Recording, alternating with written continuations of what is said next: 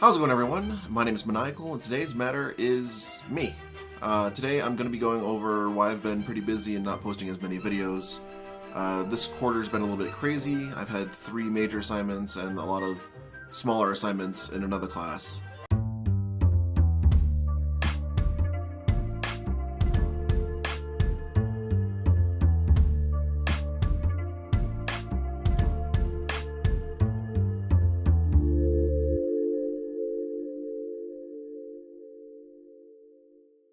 So, first thing I want to do is actually show you one of the things I'm going to be doing. Now, I created this character a while ago. Its name is Zavix, and he's kind of a mascot for me, if you want to call him that. It was just a random doodle one time, and I've kind of used him in a lot of projects. That was just a little bit of facial features. Let's see, what else do I got here? I think this might be, yep. More facial features and basic movement. And blam. Alright, so what I'm going to be doing with this character is basically just putting him into Maya and working on him and making him look better and better. And I have to do the actual character itself along with a low poly version. So that should be fun. Alright, so the next thing I'm going to be talking about is my online class, which is Advanced Game Prototyping. Now, I'm working with a team on this one, and I'm going to give them credits right here. This is everything I've been working with software, and here's all the team members, here's the teacher, and yeah, good times. So let me just actually get into the game here. You start out, and I'm going to be doing more with this, but I did all the blueprinting, I did the level layout, and I'm still working on a bunch of different features here for this one. But this red cloud here is supposed to represent a ghost. And this blue one also represents a ghost.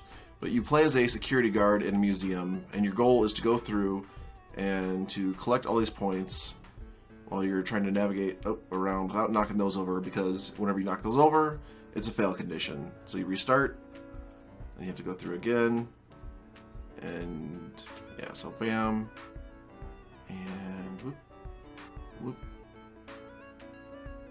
So yeah, I did all the blueprinting for this, and this is the default Unreal character that you get to work with. But it took me forever to figure out a lot of these mechanics, like just the knocking over the base thing. It took me a couple days to actually figure out.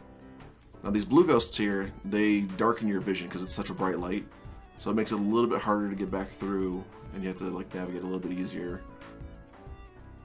And then whenever you get away from them, your vision brightens back up. Like, oh hey, I can see it again.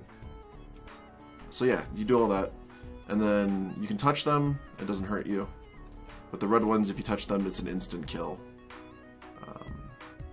Yeah, so that's pretty cool. And the goal is basically just to collect the 12 points and get it to the very end. Very easy game, but I'm pretty proud of it because I actually did a lot of blueprinting that I never knew how to do before. Alright, so the next project I'm going to be showing you is another team project I'm working with.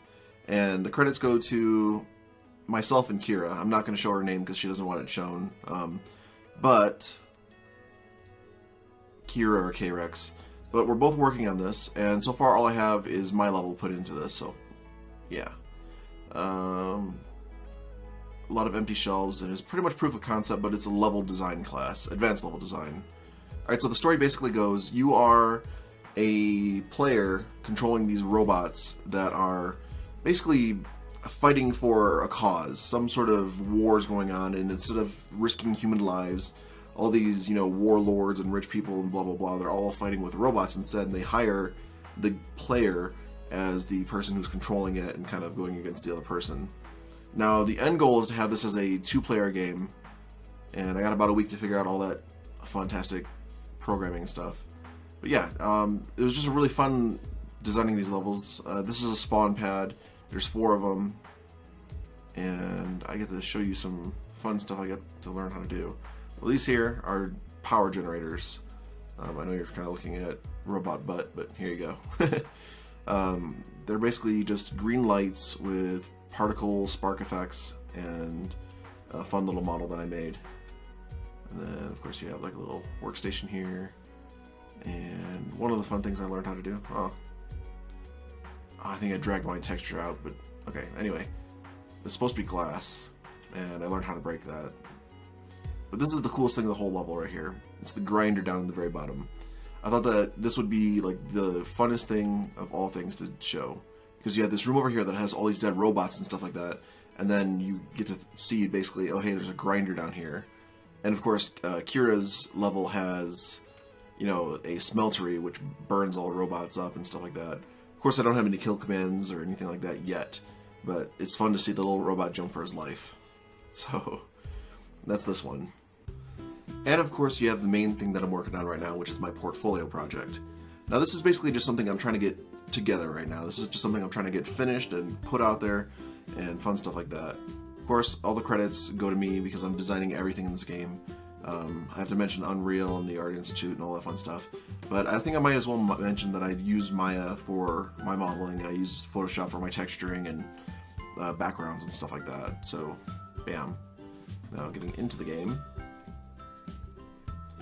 You play, again, as the default character, but you are basically entering into a clock room that is literally a clock room, and there's hours on every wall.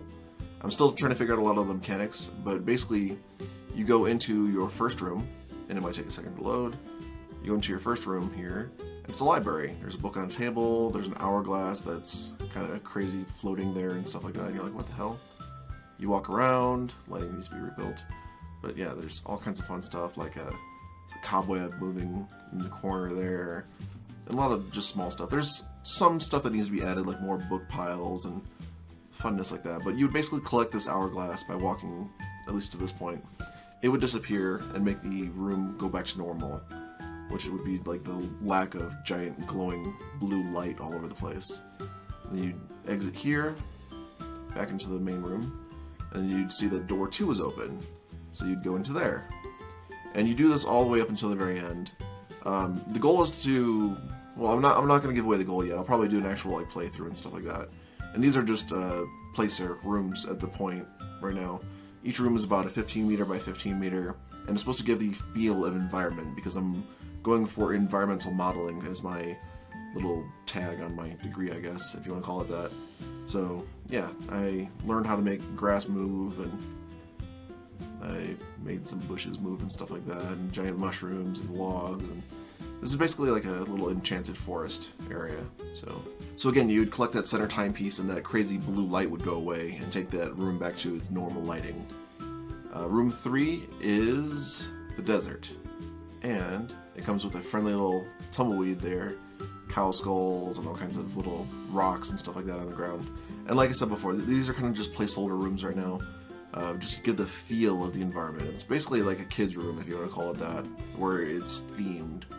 So yeah, you'd collect these points, and then, bam, back to normal.